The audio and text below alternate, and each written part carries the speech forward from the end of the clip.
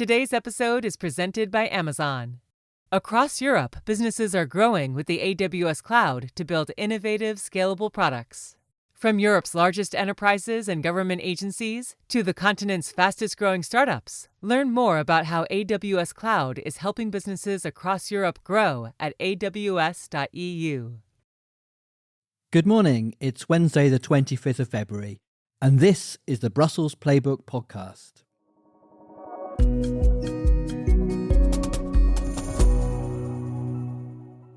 Today, Europe wakes up after a show of solidarity in Ukraine, marking 4 years since Russia's full-scale invasion. We stand in Kyiv on a grim anniversary, but even in the face of this terror, the resilience of the Ukrainian people remains undimmed. Europe has stood with us throughout these really difficult years, and our people trust Europe. They know we are not alone. You can rely on the European Union. We will be on your side for as long as it takes.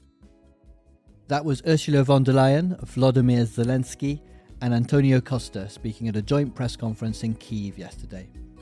The images projected unity despite the grim reality that von der Leyen described there. But without significant American, British and French presence, the day was also tinged with some disappointment.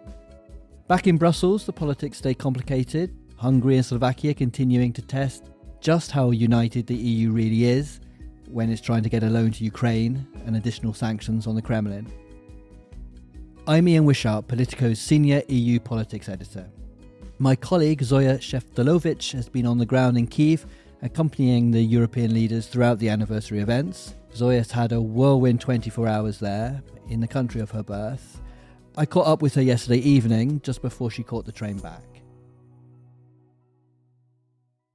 So Zoya, you were there as the leaders gathered in Kyiv. How was it? It's a tough day. The anniversary of the war is always a tough day. I think today was particularly tough.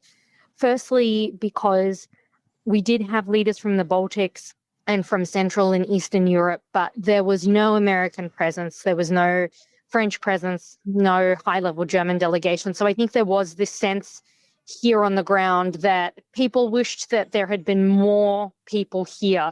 Did you get that just from the Ukrainian side, or were some of the EU people talking about that as well? Were there whispers?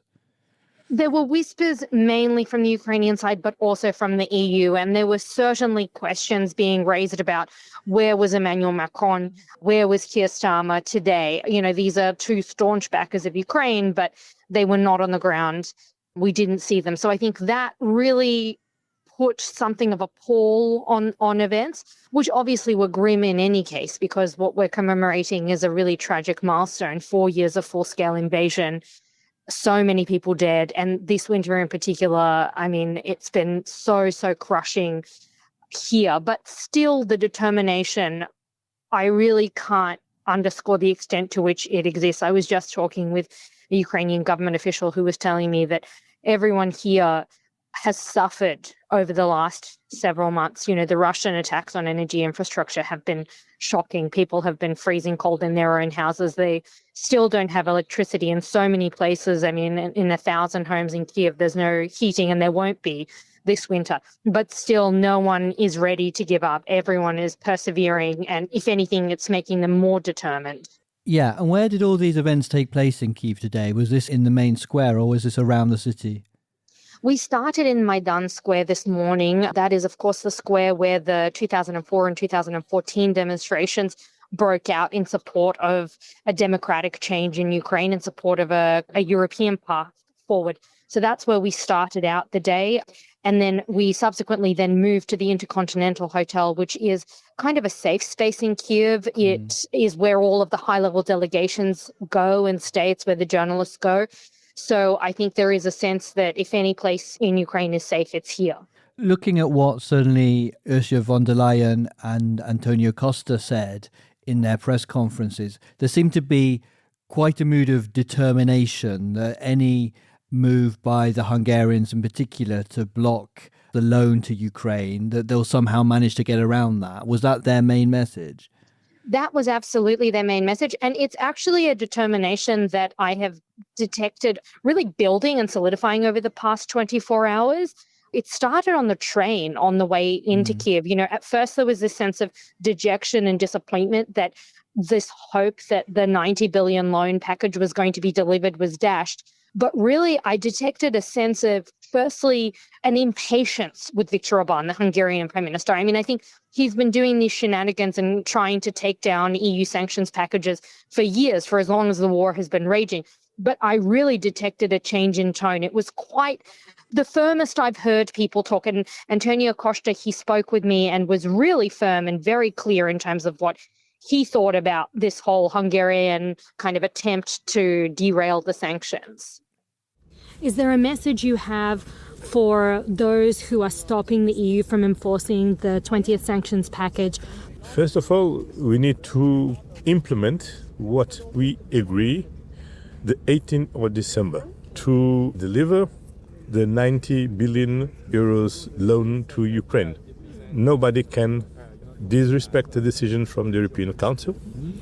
We talked, we negotiate, we agreed, and then we need to deliver on this. And this is what I'm expecting, that Hungary has immediately respect what we collectively decided last December.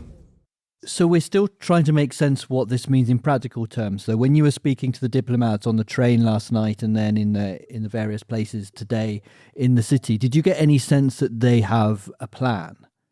I did. They really must have a plan, because there was such a confidence that the solution to this impasse lies in the EU treaties and that there is something that the EU can pull out of its hat. We heard António Costa and Ursula von der Leyen say in their closing press conferences here in Kyiv today that there are tools and they will not hesitate to use them. And I was hearing that all day today, Ian. I mean, I was meeting with EU official after EU official. I was meeting with Ukrainian officials, and no one thinks this loan is going to be blocked by Hungary in the long term. There was a sense that it will relatively imminently become unblocked. So I think there is a plan. António Costa in particular, as well as Ursula von der Leyen, they said, look, the 27 EU countries in the European Council summit agreed to this loan. And so there is no way to go back on your word unless all 27 agree to that, to make that change. So I think there is definitely something cooking. And I suspect we're going to find out what it is relatively soon. And you get the sense that that will wash with the Ukrainians? Was President Zelenskyy just as optimistic? President Zelenskyy did seem to indicate that he believed that money was coming. So I think whatever their bilateral meetings... They've communicated that to him then, yeah? I think so. I think they've said to him that this money is coming. In any case, there is a short-term solution. So Ursula von der Leyen came bearing a 100 million euro package for immediate relief from the winter crisis. So we know that that money is here. But really, I get the sense that this money is coming, and soon. I doubt you've had time to speak to ordinary people there, have you? You've been bussed around from place to place following the leaders. I just wondered, whether you got a sense of whether this show of European support has sort of filtered down to normal people. I think the show of European support has filtered down. I've been speaking with people, staff at this hotel, the train conductor on the way here. And there is a sense of European solidarity, but there is also this bemusement about the American position. And that's where I've started picking up on this kind of question of where are the Americans? What are they doing? There is definitely more optimism about the European path and really a sense of betrayal about what has happened with the United States under the Trump administration. I guess that feeling would have been unthinkable, 3 years ago even. Yes, and I was speaking with one particular person today who said to me, I lived through the Soviet period, and I remember looking to the US as an example, as a shining beacon of hope and freedom and light. And now I don't understand what has happened. And I tell you what, I was born in Ukraine myself. I felt the same way growing up on the other side of the Iron Curtain, without any access to free information, without food, living in a share apartment with, two families sharing 2 rooms, not 2 bedrooms, Ian. My family shared a 2-room apartment with another family of 5. We looked at the US as a beacon of hope.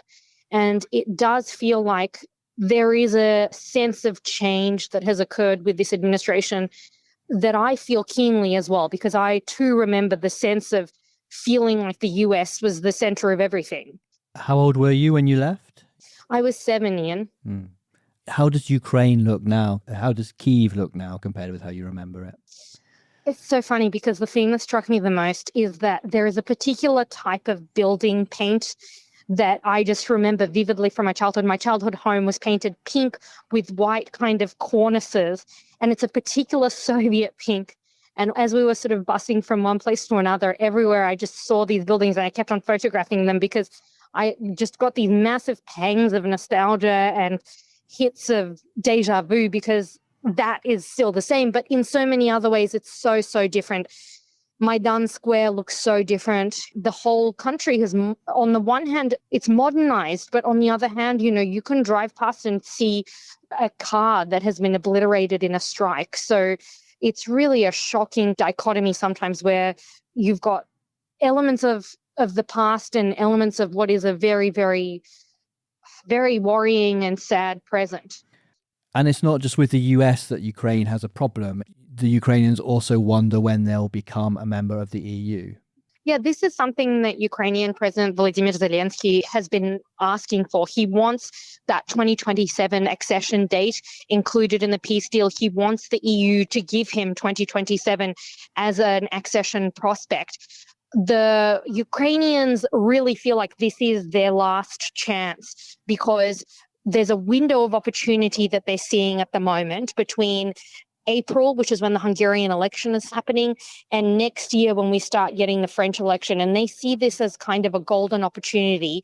And if they miss it, they're concerned that they then will not be able to progress their bid until many years down the track, maybe 2030, maybe even later than that. So I did pick up on this real urgency to get that date in the deal. From the EU side, I think there is a willingness to be creative. I don't think anyone is going to say, yes, full membership for Ukraine in 2027. But I do get the sense that there will be some move made to, and, you know, I've reported on this, Ian, before, there will be a move made to ensure that Ukraine feels like it does have something codified around 2027.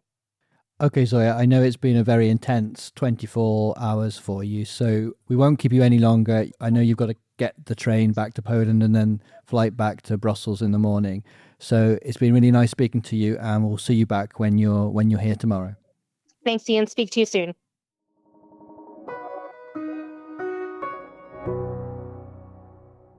So that was the conversation with Zoya yesterday evening, and you'll be pleased to know that she'll be back in the host seat tomorrow morning here on the podcast.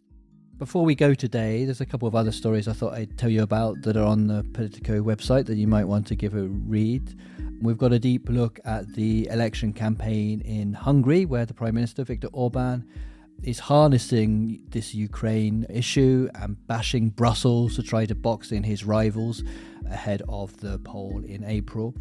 And we've also got a story on the German far-right party, the AfD, and they're facing allegations of nepotism. And that's it for the Brussels Playbook podcast today. Make sure, as always, that you subscribe to our show wherever you listen to the podcasts. Rate us, leave a review, tell your colleagues and friends. And thank you all for the messages we're getting on WhatsApp. Please keep them coming. We've had someone showing us a map of their favourite coffee spots around Brussels. We've had listeners telling us that we're already part of your morning routine, so that's nice to hear. You'll find our WhatsApp number in the show notes on your podcast platform, and we'll be back tomorrow. I'm Ian Wishart. Thanks for listening.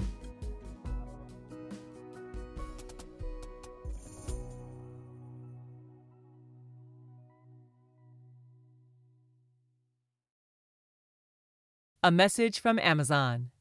Across Europe, businesses are growing with the AWS cloud to build innovative, scalable products. From Europe's largest enterprises and government agencies to the fastest-growing startups, customers choose the AWS cloud to lower costs, increase security, and innovate faster. Learn more about how businesses across Europe are growing with the AWS cloud at aws.eu.